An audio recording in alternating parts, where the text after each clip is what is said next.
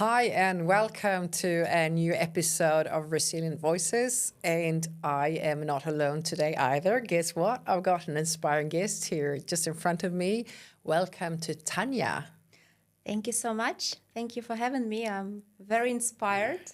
Yeah, me too. I'm really super excited about hearing more about you and what your story is about resilience. And yes, and I'm sure that our listeners are excited to hear more about who you are and what you do as well. So why don't you just start a bit with your background and then just find that moment.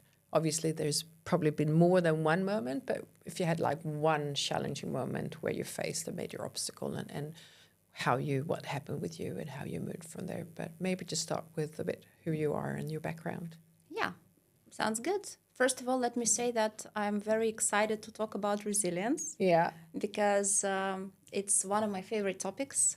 I am now going through career transition. I will talk about it in more detail. Yeah. And resilience. I studied positive psychology and the science of happiness. Yeah. And resilience is one of the main topics. And it makes me think, it makes me reflect, it makes me, challenge myself. So currently I'm going through a difficult period. I lost my dad. I was very close with him less than a month ago. And resilience, I'm very happy that I realized that I have quite a lot of it. So which helps me to keep on going, moving forward, recording this podcast with you and actually only look forward. So this is my relationship with resilience. And answering your question about myself and my background story. I'm Tania. I am Ukrainian by origin, but I've been living in many countries, like 3 to be precise, since 2012. So I call myself a serial expat, and it's also an important part of my story, I think, because it's kind of a background of always starting from scratch. Yeah. As I said, I'm now going through a major change in my life, and I think that it all started in 2020, maybe a little bit earlier.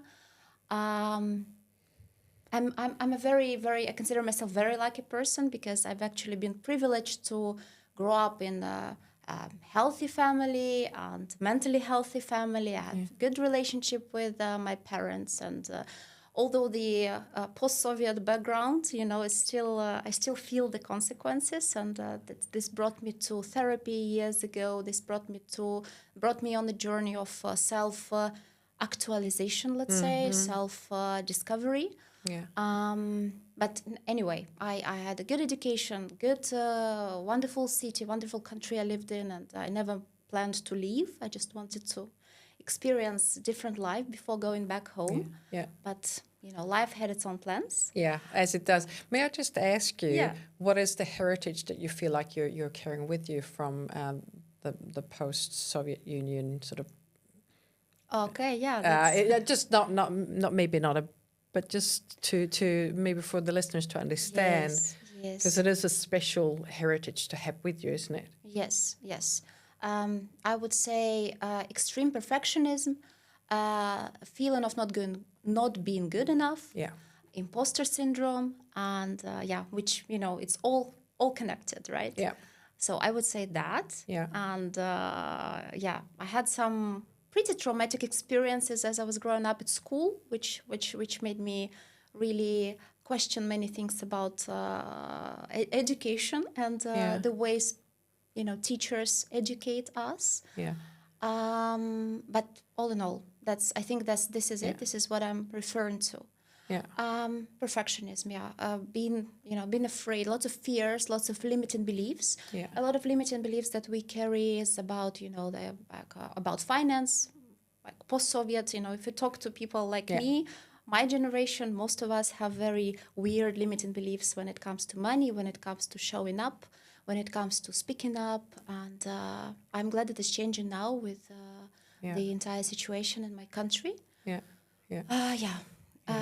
But back to my story, the background. I've I've been always the one questioning, like, what is my path? What is my authentic life, right? So right now I can put it into words. Back then it was very intuitive. I always felt that I don't want to be a part of the system that has the plan for me, right? So I'm growing up. I was best student. I had a very good education, business administration degree, and high expectations from me, from my family. And at a certain point, I just felt, is it what I really want? Do I really want to work in a big company? What do I really want? I don't know. So I need to find it out. Yeah. So I went on this journey of self-discovery, and I left a secure job, everything. I left my country. I went to Italy. So this is where it started. So I followed my heart. I was very much into photography back then, and I became a wedding photographer. Nice. It was just by chance. I was not planning on that, but I fell in love with this job. It was probably the first, this building block of who I am now. I realized that I am happy when I make other people happy. Yeah. And I really love being surrounded by happy people. And I thought, I'll do it for a few years and let's see where it leads me to. So I've been doing it almost full-time 12 years. And it's been a beautiful experience. I traveled around the world. I have so many friends in different countries. I've photographed amazing weddings and beautiful locations. So it was very nice. At the same time, then 2020, that's, like a boiling point. Yeah, a boiling point for many people, 2020. Yeah. First of all, I still loved what I was doing, but I was getting older and many things coming together. Yeah. I was also working on my startup, so building a wine brand. It was very exciting, also very nice. But then COVID came, everything stopped. At the same point, I became a mother. My son was born just at the beginning of lockdown. So lockdown, I was living in the Netherlands back then, Amsterdam, everything locked down, no work, all the projects are on pause, on hold, or cancelled. And I have a little baby, and I started questioning everything. And it was such a transformative moment, but it was a very difficult moment. So to answer your question about one episode, right?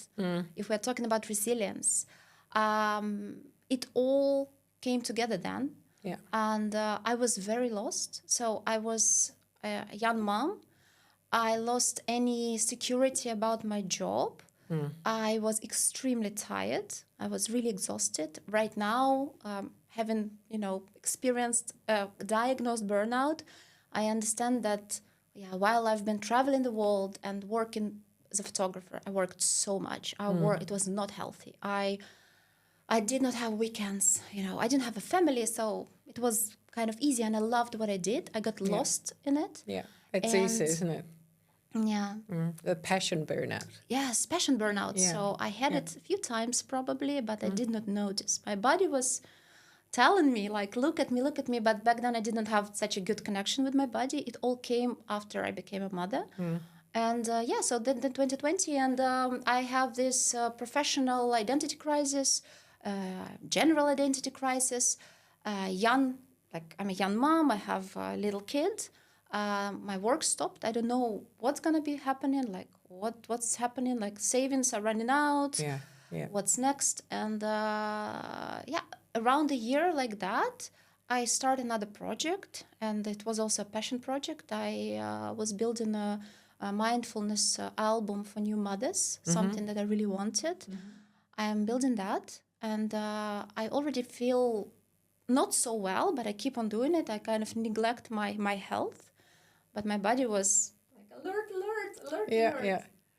And so all my systems, like they shut down and I feel like I can't do it anymore. Yeah. And then I go to doctors and that I get diagnosed with severe anemia, burnout, kind of on the edge of depressive state. And I feel so lost, so unhappy. So, Wow.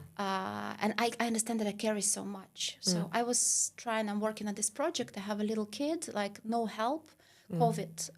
My family can't come and help. So we are basically the first year we're doing it all together. No close friends, just next door who would come and help. And I was not good asking for help. So it all came together and I felt extremely burnout. It took me some time to actually accept it. Yeah. Because when the doctor said, no. Like, no, it doesn't happen to me. No. Which burnout? No, what I'm doing. This is also something that I'm carrying from post-Soviet. Yeah, I was just thinking this must also relate to and connect to what you actually what you have with you. So it was actually manifesting that, even magnifying it. Yeah. So I kind of then later in therapy I realized that somehow I felt good being burnt out because I'm kind of proving to myself that I can do it all.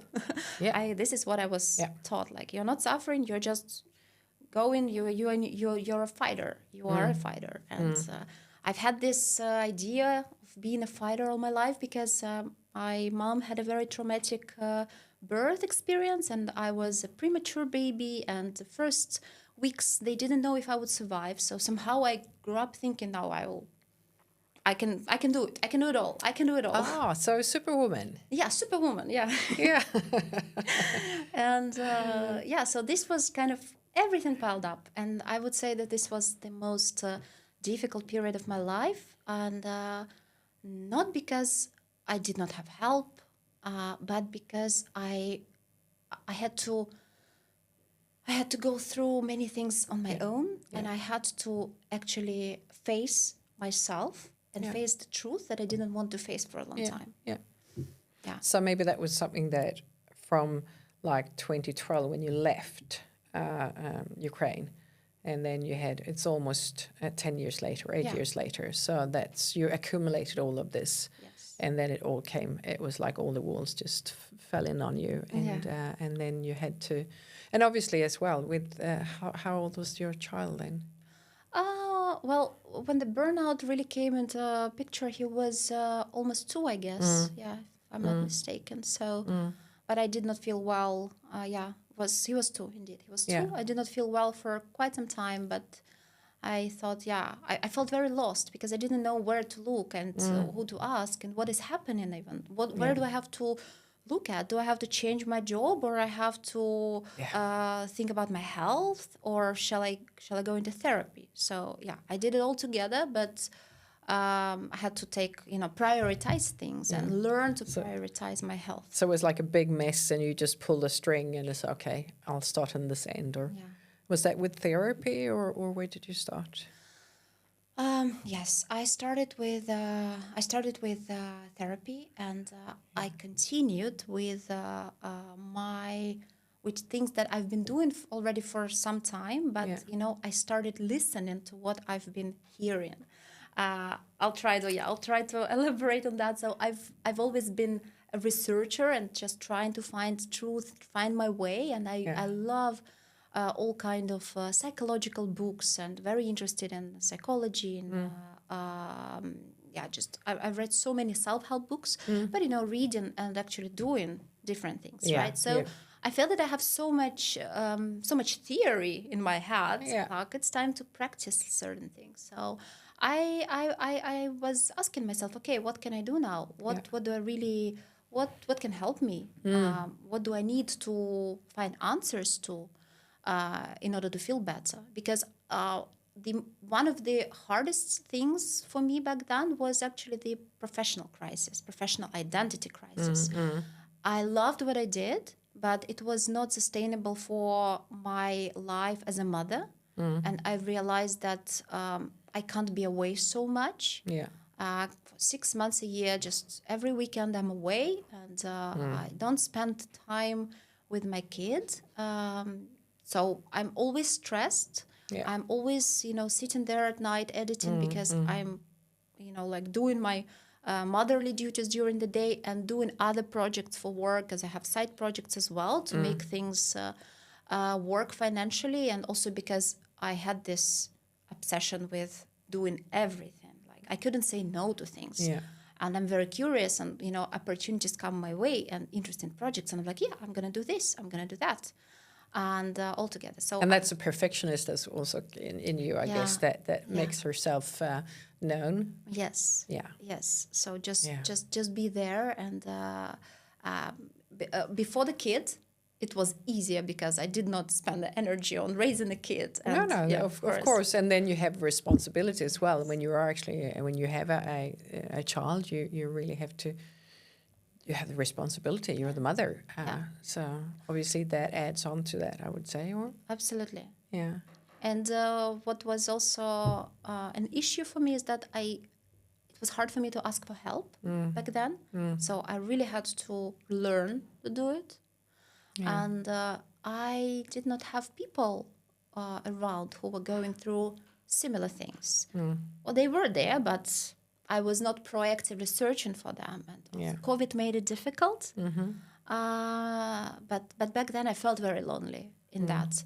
And I felt a lot of shame and guilt for not being utterly happy, unconditionally happy all the time. I thought, look at you, you have everything that many people are dreaming about, and I don't feel happy. And I felt lots of shame. It's also mother shame, I think. I love my son with all my heart, but there were moments when I was questioning, is it the right way? And can I even do it? And he was a bad sleeper. I didn't sleep for a year. So it was all piling up. And that adds on, obviously, to your ability to be clear and know what you can do and another thing that maybe it's important to say, because now with my with work I do now, I meet many people and they tell me the same stories, that associating yourself with what you do. One of the aspects that I still I was carrying, as I said, from the Soviet, post-Soviet world, was identifying myself too much with what I do. So with different roles, as a mother, as the professional. Yeah. And, once it's all over, I had a question, who am I then? Who am I if I don't identify myself with it? So it was a period when I was asking myself lots of questions, while trying to manage my iron levels. And do the work that, the work was coming back, photography, weddings, I started traveling again. But it was already, I had an understanding that this is not sustainable anymore. So I need to move to my next step. And it doesn't mean that I'm not going to be a photographer, I'm not going to photograph weddings, but I can't do 20, 30 weddings a year anymore. So it will always be my passion project. I will travel and take 1, 2, 3, maybe a season, but I want to do something different. And then this was a big question, and what is that? And this is when I felt so lost again. So again and again and again. And the question, what is your why? What is your why? I had this, what is my purpose? What is my purpose? Because, and my mom, if I would ask her, she would say, your purpose is to be a good mother. But I felt deep inside that this is not only that. And I have full respect and admiration for women who find the deepest purpose in that, in motherhood. And it's also a big part of my purpose, but I felt that I have some potential. I want to speak up. I want to continue what I'm doing already. And then what is that? And then I was analyzing this happiness and positive psychology. This is something that I've been researching a little bit for myself, and it helped me a lot because, again, coming back to post-Soviet inheritance, let's say, that I had, I was quite negative about many things, really seeing fear, being fearful about things and limiting myself. But deep inside, and in general, this is who I am. I'm a very optimistic person, and I love life. So it's always like this inner conflict in me.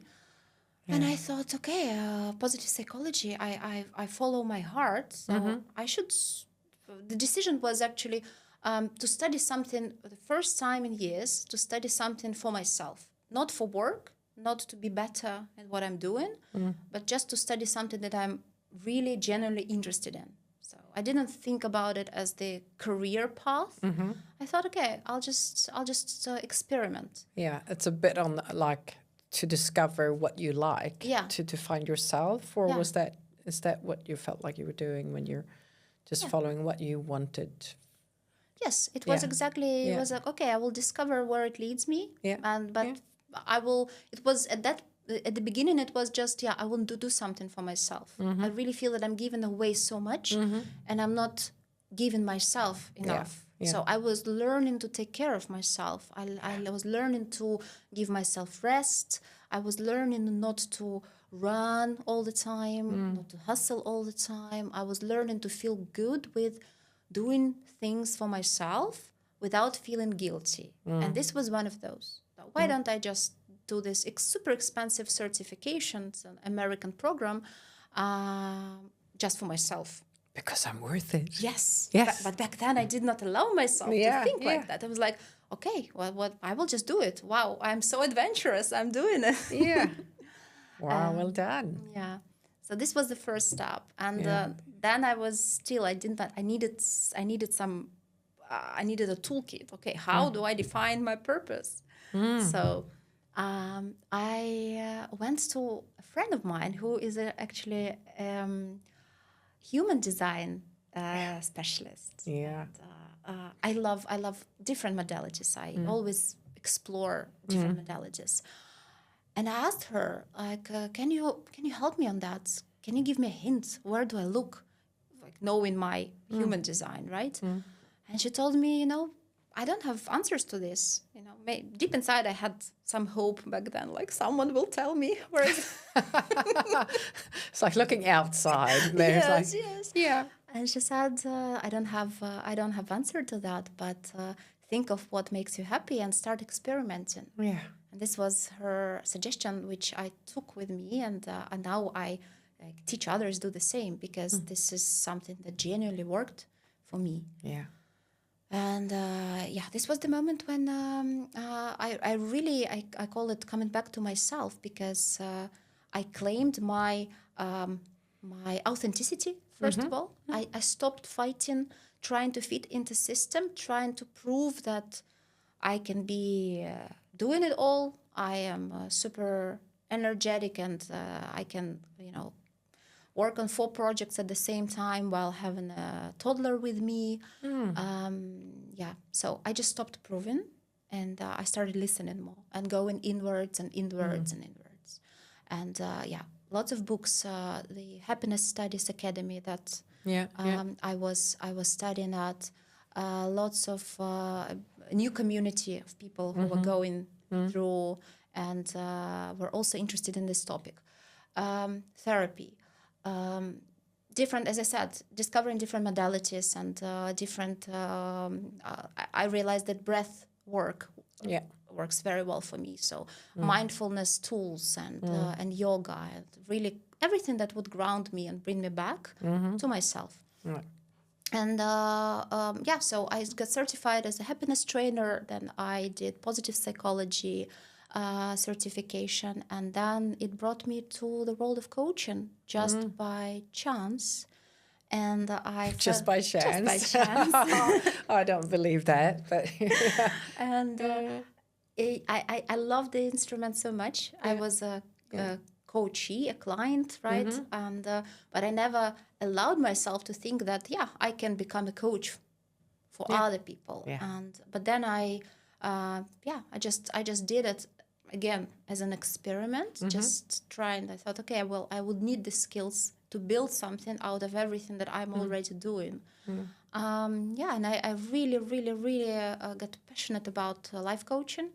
And I just recently got my ICF International Coaching Federation accreditation. Oh, congratulations. Thank you. It's a big milestone. And I genuinely love it. So that's like, as I said, I'm in a transition already for a few years. And right now it all comes together. So I already have coaching practice and I'm growing it. And I can use everything that I know about happiness and positive psychology. And I'm going to get a certification as the life design coach. So this is like what as I told you, right? We spoke before that I realized that all these experiments, it's about designing my my life, my authentic life, I call it, which is not necessarily perfect, but I really feel that I feel in calm. I feel in calm, and I feel that I'm living honestly. Yeah. Isn't that perfect?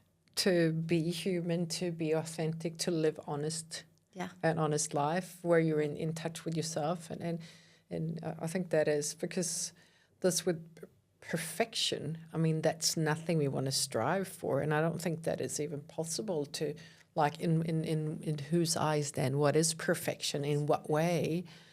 And I think that people, we do connect with the honestly, the authenticity.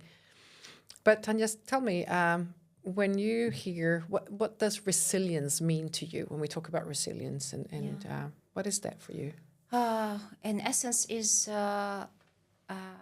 every time I fall, I stand up, and I stand up a little bit stronger than I was when I fell. Yeah. And it's a foundation. Like I would say, it's a foundation.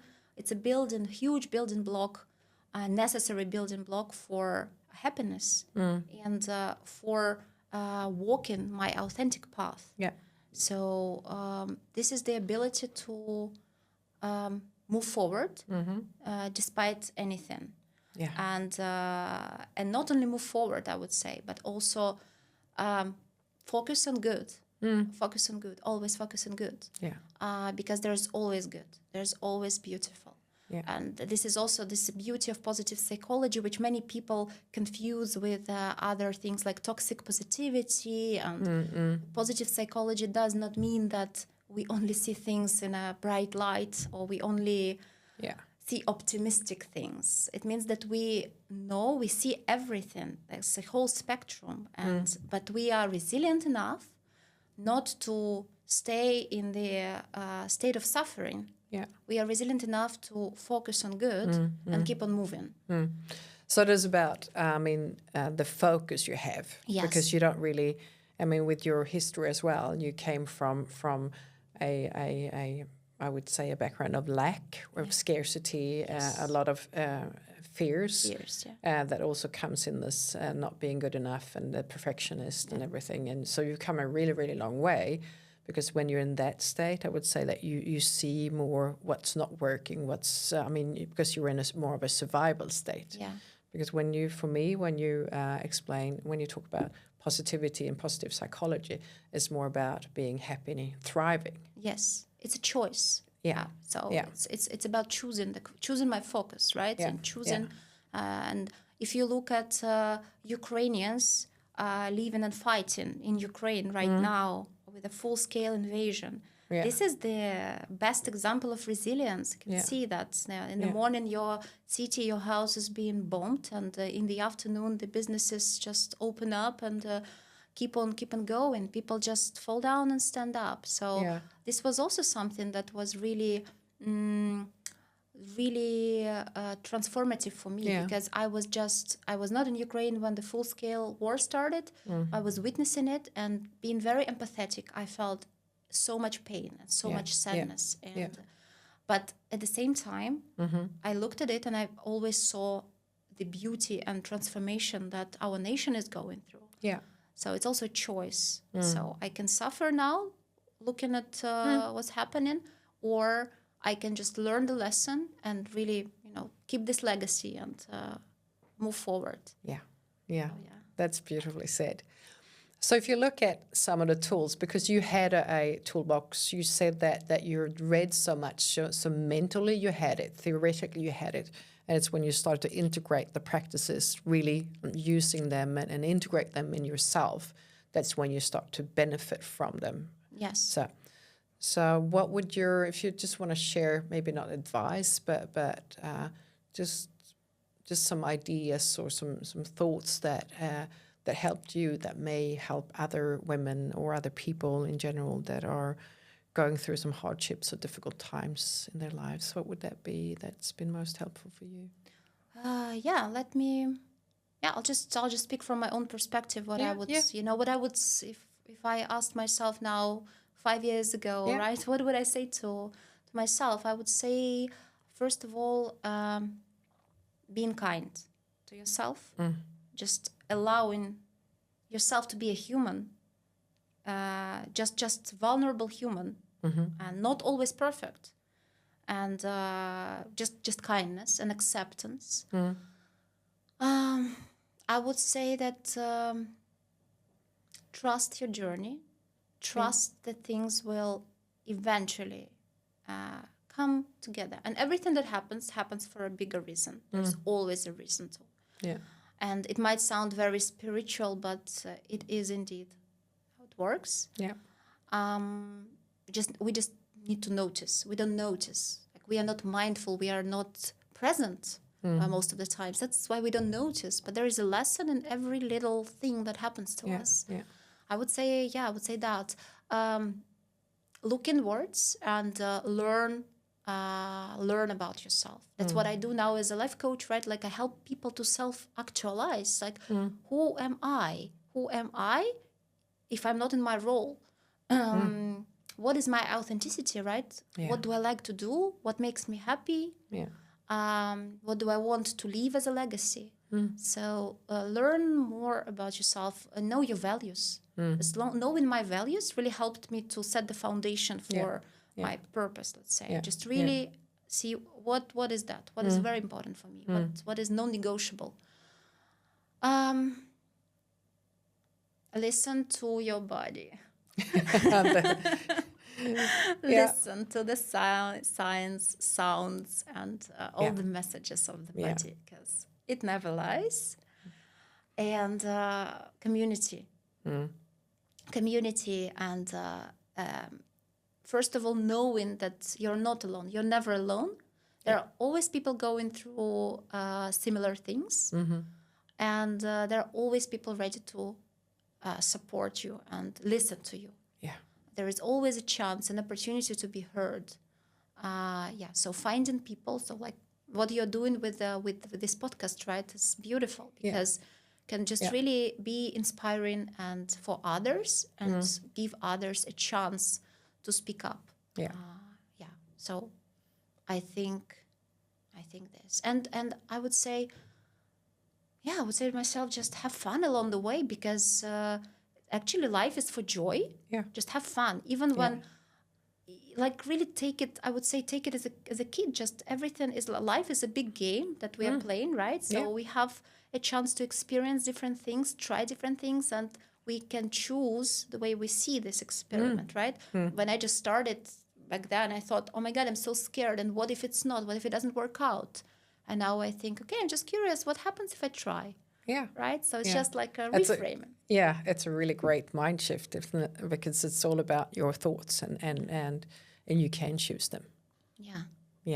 So really, I mean, we talked about, I mean, you've done a big transition and a big change in your life in so many areas. You've like changed career path. You've come a long way with, finding yourself and defining yourself as this different persona today than you were like in like 10 years ago.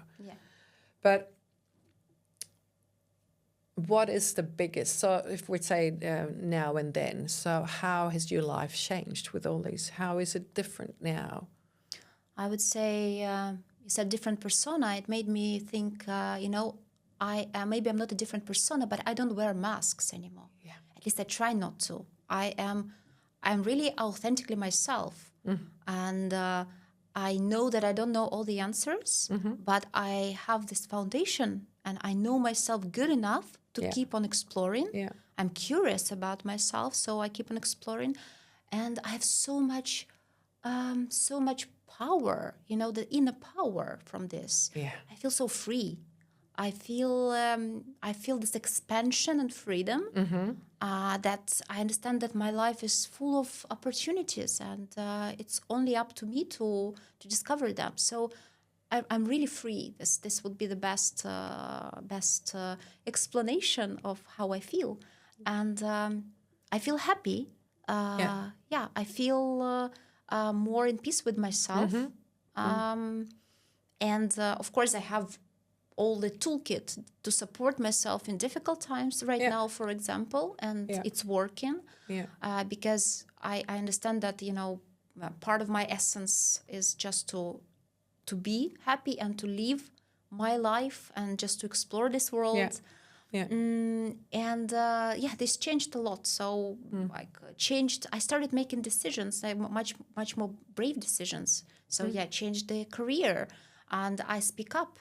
I just show up differently. I have so much more confidence to talk about myself, to confidence to go there and say that, I can do this. And I'll make a decision like, okay, this is what I'm going to do now. And not thinking about, of course, like there's comparison, thinking about what will people think, but I am not a victim of those limiting beliefs anymore. So I know that I have a vision, I have focus, and I have a lot of bravery and confidence to go there. And just to also change the country even. It's also a decision that would never happen like 5 years ago. But it made this transition, this transformation made me question who am I and what do I really want? Yeah. And this was the same question I asked myself, like, do I really live the life that I want to? Do I really live where I want to be? And the answer was no. And that's 1.5 years ago we moved to Portugal, and it was actually my idea. And I just felt at home. I felt good energy. I felt this expansion that I'm talking about. And I thought this might be a good adventure. So I feel that I'm making much braver decisions now. And I don't know what the future holds, but I feel that, I don't want to run away from this. I just want to face it. I'm ready to face anything. Yeah. And I think that really what you say is such a beautiful summary. And I just feel the power. I just feel the energy for you who just listen. I think you can hear it on Tania's voice as well, because it is really, and it's what this is all about. I mean, to empower, and that's why you hear as well, that you want to be the inspiration for this empowerment that your resilience and your life path have taken you through. And it's just such a beautiful way of showing it as well. And that I think that also with this, what you're saying, part of your empowerment and the how strong you feel, it's also, I would say, this is my guess, so tell me if I'm wrong, but that your path and going through the difficult situations that you have, that builds that power, and it's like, yes, I can do this. I trust myself. Exactly. This is resilience in action indeed.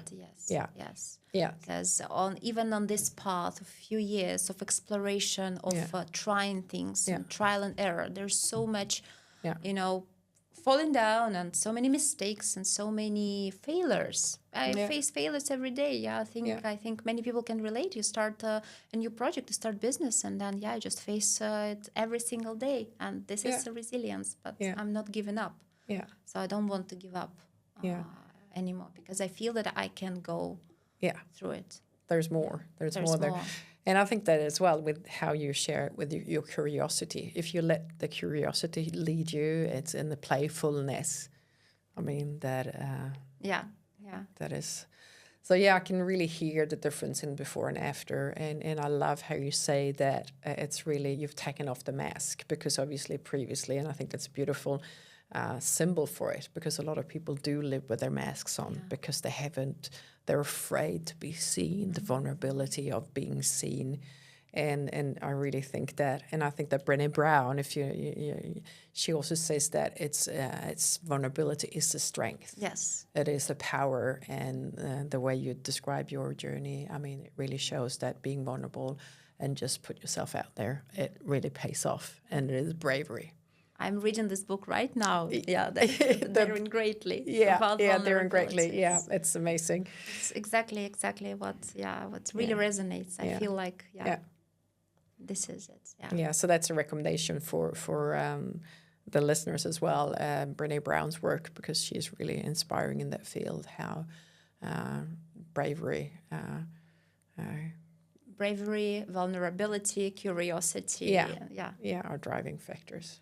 That is so beautiful, Tania. Thank you so much for all the gifts that you've been given. I really sort of, in summary, I mean, you came from a background where you had a lot of, the limiting beliefs and a lot of scarcity and everything. But then you decided, no, this is not my path. This is not where I want to live. And you started to listen to that and moved on to the next phase in your life. Yeah. But then when things go a bit quick, it's easy to be caught up in and forget to listen to the signs, isn't it? Absolutely. So, and that's another thing that you really beautifully shared. I think that if you don't listen to your body will eventually make sure that you listen, and will actually make sure that you stop and listen. Yeah, that's true. And just one comment that I'm thinking, just limiting beliefs and fears, they are always there. They will always be there. There will be new fears, new things, but we can choose how we perceive them, right? Yeah. So now everything is about choice. It's about focus, as I said. Yeah, and I think the way that you said it as well, that be kind to yourself. Mm-hmm. And I think that knowing, also acknowledge the fears and say, okay, thank you, fears, because they have a purpose. Obviously, the fears are here to protect us. Absolutely. But you can also look at them and say, thank you, I hear you. I'm going to sort of, I'm listening, I'm all ears, but I'm still deciding to continue act in a different way, because I choose to go for happiness. I choose to go for to fulfill my life. I choose to follow this curiosity, and I'm not going to let fear be in the way for what I want to achieve here in this world. It's beautiful. Yeah, it's like taking responsibility for my life and being an adult in that, right? Yeah. Like I can be a joyful kid when playing and experimenting, but I want to be an adult when I build my life, and I want to have full responsibility over my choices, my mistakes, my lessons, and my focus. Yeah. That is so beautiful. So many good inspirational advice and insights. I think I definitely can relate so much to what you say, and I'm sure that there are lots of good nuggets for our listeners today. So with that said, just thank you so much, and for all your inspiring women out there, just take the chance to bring some of the good advice that Tania's given here, and just really ask yourself the questions: who am I if I step outside the roles? What do I want? What brings me joy? So just do a little bit of an exploration, and we will hear back from you soon. So have a great time, and look after yourself. Be safe. Thank you. And be happy. Be happy. Yeah. Thank you. Thank you. I encourage you to subscribe to Resilient Voices and follow along on social media, where we'll be sharing updates, resources, and stories from our growing community of resilient women. And if you ever feel inspired or have a story to share, don't hesitate to reach out. I'd love to hear from you. You can also use the hashtag Resilient Voices to connect with other listeners who are on their own journeys of transformation.